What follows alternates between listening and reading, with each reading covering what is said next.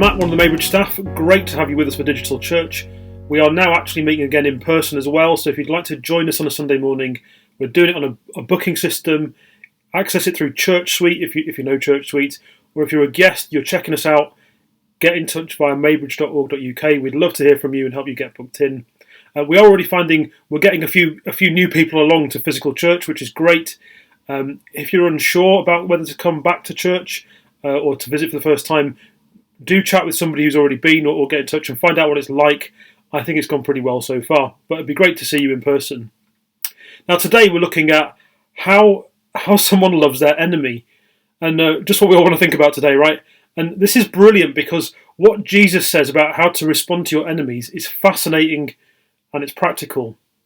He doesn't necessarily say all the things that you might think Jesus would say, and this is right in the middle of the Sermon on the Mount, Jesus' most well-known teaching, and this section is in the middle of a section all about relating to other people. And everyone who originally listened to this would have been heavily influenced by two things. Firstly, the Old Testament, sometimes called the Law, because it was seen as God's law. And although most people were illiterate, they grew up learning bits of the Old Testament orally. They heard it by word of mouth. Secondly, people were very influenced by the religious leaders of the time, who certainly could read. But over time, those guys had added lots of extra bits to the law that were supposed to help you live it out practically. What ended up happening was that these extra requirements and rules became sort of a stick to beat people with, because people couldn't even remember the extra stuff. There's so much of it, and even if they could, it just became practically impossible. So that was what was going on. That was the background. That's the context Jesus speaks into. But for us, even to talk about having enemies, as we're going to see today, might seem very uncomfortable. Should followers of Jesus, people who claim to follow Jesus, even have enemies? Shouldn't we be so nice that everybody likes us all of the time? Well, whoever you are, there'll always be people who don't like you for some reason and stand against what you stand for. But following Jesus in particular seems to create enemies too. Jesus is the most loving, most other-centered person who's ever lived, and people killed him. He had plenty of enemies, not because he wanted to, but because living in the ways that Jesus lived naturally creates opposition. Some people just don't like it. So following Jesus will mean opposition for us too. But how do we respond? What do we do with that? Jesus has three big points in the passage we're going to see today. First one, and this is from Matthew 5 verse 38. You have heard the law that says that the punishment must match the injury, an eye for an eye and a tooth for a tooth. But I say, do not resist an evil person. If someone slaps you on the right cheek, offer the other cheek also. If you are sued in court and your shirt is taken from you, give your coat too. If a soldier demands that you carry his gear for a mile, carry it 2 miles. Give to those who ask, and don't turn away from those who want to borrow. So Jesus starts with quoting the line from the Old Testament that you still hear people say today, an eye for an eye, a tooth for a tooth, which sounds really brutal. Like if I punch you in the face, you punch me back, and as long as we've both done it, we're all square. The thing is, the original intention of this in the Old Testament was not to say revenge is fine as long as it's all equal. It was more to say that punishments were meant to fit the crime. By the time Jesus spoke, physical punishments had been mostly replaced by financial punishments. So it's not just that Jesus is saying don't get physical revenge. He's actually going further and saying don't seek revenge at all. The Old Testament emphasis had been on fairness. It was about reining in all the over-the-top punishments that people had. But Jesus goes further. And the three examples he uses in this little section, they're actually quite comical in a way that might not appear to us. But let's have a look. Because this is not just about being a doormat. He says, if someone slaps you on the right cheek, offer the other cheek also. Now, if someone back then slapped you on the right cheek, slapping was usually done with the back of the right hand. And so it was seen as a great insult. You'd be slapped in this way by somebody who wanted to say that they were above you, among other things. And that sort of slap would certainly make you want to get revenge. But if you turn the other cheek, your left cheek, to the person, you'd be saying, okay, go on, slap me again, but this time you've got to slap my left cheek. A slap to a person's left cheek would mean that you were publicly acknowledging that they weren't below you, that they were equal. And that would put the person who was doing the slapping in a very awkward position. Do I slap them again and show that we are actually equal, or do I leave them alone and lose face? See, it's very, very clever non-violent resistance. Jesus then says, If you're sued in court and your shirt is taken from you, give your coat too. Again, at first reading, that just sounds like being a doormat. But here's the thing. If you were being sued in court back then, the person doing the suing would have to have been rich. That's why they could afford to take you to court. And the only reason you would lose your shirt is because you were so poor you had nothing else to pay your debt with. So this example is of a poor person being sued by a rich person who is so vindictive they would even take away a poor man's shirt. But again, it's very clever. If you had your shirt taken away, your tunic would be the only thing left to keep you covered up. And so for a poor person to publicly offer their tunic, and therefore potentially be completely naked, it would be deeply embarrassing to the rich man to be associated with this. They would be seen as exploiting a naked pauper, and so they would be very, very slow to ever think about taking that person to court ever again. The crowd listening to Jesus would have thought this was hilarious. And then he goes on, he says, "If a soldier demands that you carry his gear for a mile, carry it 2 miles. Give to those who ask, don't turn away from those who want to borrow." Now at that time, Israel was under Roman occupation, and by law, a soldier could ask somebody to carry their pack for a mile. And a soldier's pack was very, very heavy, it was laden with all sorts of things, and what they would often do is just exploit the law by asking a random poor civilian to carry it for them. The thing was, the law was very clear. You could only ask someone to carry the pack for a mile and no more. A soldier would be in big trouble if he did not follow these rules. And so if a peasant started carrying their pack more than a mile, you'd end up with this bizarre situation of a Roman soldier chasing a peasant down the road saying, "Please, please, give me back my pack, let me carry it, please." Because they wouldn't want to get in trouble. And again, the people listening to Jesus would have thought this was great. That line Jesus says about giving to those who ask and not turning away from those who borrow is obviously a wonderful principle about self-sacrifice. But in this context, I think it's also a bit of a joke at the expense of the oppressor. If that Roman soldier wants to carry his pack, well, let's not deny him. We have to be generous after all, don't we? I think that's how the crowd would have understood what Jesus was saying. And of course, all of this has a serious point. You can only patiently and graciously live among your enemies with good humour if you have a bigger perspective. If you have a vision of God that says, when all is said and done, he will make sure that justice is administered. Justice will be done. I recently read something about a man who was a black Christian leader in South Africa during apartheid. And he was asked, "What do you practically do in the face of white people who treat you really badly?" And he replied, he said, "When I have been unjustly forced into some menial action, I complete it and then I turn to my boss and ask if there's anything else I can do to help him." This takes the wind out of his sails. He could hardly believe that any wronged person would behave like this. Amazing. And this is what Jesus is getting at. His followers should cause amazement by the way they respond to being insulted. They should respond to oppression, violence, humiliation in a way that is completely illogical to anybody who doesn't know Jesus themselves. And so in a nutshell, the first thing Jesus says about loving your enemy is this: love your enemies in a way that is so gracious they don't even know what to do. Love your enemies in a way that is so gracious they don't even know what to do. Then he continues, this is verse 43. "You have heard that the law that says, 'Love your neighbour and hate your enemy.' But I say, love your enemies, pray for those who persecute you. In that way you'll be acting as true children of your Father in heaven. For he gives his sunlight to both the evil and the good, and he sends rain on the just and the unjust alike." This is some of the most challenging and difficult stuff Jesus ever said. Now we have to be clear, the Old Testament doesn't actually say hate your enemies. It doesn't say that. It says love your neighbour, which doesn't mean people that live next door, of course. It means people who aren't you, everybody.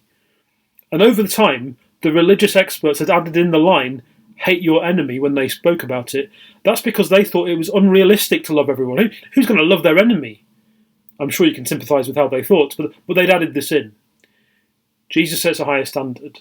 And I love immediately, he doesn't go to doing nice things, doing loving things for your enemies, which is hard enough. He says, pray for those who persecute you. I think Jesus knows this is the real acid test. I don't know if this is true for you, but I found doing something nice for somebody who is difficult or annoying, someone who is an enemy in some way, speaking nicely to them, is actually easier than praying for them. I find, this is just for me, I find doing something nice for a difficult person can actually make me just feel better about myself, like, I'm the bigger person. But praying for someone takes that away. Praying for someone means putting yourself lower down, because prayer means putting yourself under God, and that means you're on the same level as whoever you're praying for. It's very uncomfortable. I'd rather than just buy them some flowers or something. Fine. This is just for people who are difficult, let alone outright enemies, in my experience. But Jesus is clear that in doing this, in praying for an enemy, you are acting as true children of your Father in heaven. The moment you have the humility, the graciousness to pray for an enemy, you are being just like what God wants you to be like. So simple, and yet so incredibly difficult. I heard this amazing story. One evening in 1944, under the Nazi occupation of France, a bishop called Pierre-Marie Thias spoke in his cathedral against the persecution of Jews and the deportation of Frenchmen as forced labourers. The next day he was arrested by the Gestapo, and he was sent to a detention camp from which most prisoners were transported to concentration camps around Germany. Very tough, intense place. Bishop Thias ended up being imprisoned for 10 weeks, and he was with other Christians, Jews, trade unionists, young resistance workers, army officers, basically anybody who was against the Nazi regime. And some of the prisoners who were there came to him and they asked him to lead a day's spiritual retreat within the camp. Now just imagine that. And of course he said yes. And so everyone got together for him to take them through a day of deep spiritual input. And then to everyone's surprise, he preached about forgiveness and suggested that everybody should pray for the Nazis. And this provoked complete outrage. And people asked him, what are you doing? Why would we do this? And he replied, he said, my friends, I cannot proclaim anything except what the Lord said. Love your enemies, no more, no less. Thias knew that authentic spirituality required just this, just what Jesus spoke about. And so the second thing Jesus says about loving your enemy, in another nutshell, is this. Love your enemies in such a way that in your heart you find the will to pray for them. Love your enemies in such a way that in your heart you find the will to pray for them. Third thing, from verse 46, Jesus says, if you love only those who love you, what reward is there for that? Even corrupt tax collectors do that. If you are kind only to your friends, how different are you from anyone else? Even Gentiles do that. But you are to be perfect, even as your Father in heaven is perfect. Jesus just never lets us off the hook, does he? Tax collectors at that time were notorious. They were national traitors who worked for the Roman occupiers, and the Romans turned a blind eye to how they did their job, so they were often known for overtaxing their own people to line their own pockets. And the only people who were friends with tax collectors, of course, were other tax collectors. And Jesus says, even Gentiles do that as well. He's addressing Jewish people at the time and saying, even the non-Jews do this, and they have no regard for God at all. In other words, if you love people who are the same as you, well done. If you love people who have the same politics, same education, same wealth, same background as you, well done. There's nothing special about that. Basically, everybody does that. But if you step back for a second from this passage, you could think, hold on. Jesus is setting the bar really high here, and he's saying you have to love everybody, and yet he isn't speaking very positively about tax collectors or Gentiles. What's going on? I reckon this is deliberate. Jesus has picked the two groups everybody listening would have thought of themselves as better than. They would have likely seen themselves as morally superior. And he implies through mentioning them, well, guys, you think you're better than tax collectors and Gentiles, but they love the people around them. Have you forgotten that? That's just what you do. You're on the same level. You have no basis to feel superior. You're just doing ordinary human love, just like everybody else. And then there's the killer line. But you are to be perfect, even as your Father in heaven is perfect. Uh-oh. Jesus makes it really clear to everyone listening, and I think to everyone who ever hears these words, your default normal way of living is to love people who are the same as you. But your normal way of living is supposed to be perfection in the same way that God is perfect. What a standard! What an impossibility! Sometimes I think, the Bible says things and you think, great, I can get on board with that, let's go. Other times, and this is one of them, it has the potential to just crush you. To crush you when you realise, I'm not even close. On a bad day, I struggle to love my family well. And Jesus is saying I'm supposed to do that with people who hate me? One of the things we need to say regularly as we walk through this Sermon on the Mount bit of text is that this is everything that Jesus tells to people who already follow him about how to live. It's not a sort of potted guide to morality for anybody who reads. It's for people who already follow him. And that changes how you read it, because if you already follow Jesus, you don't need to be crushed by this, because you know he's already lived out every single line of his own teaching on your behalf.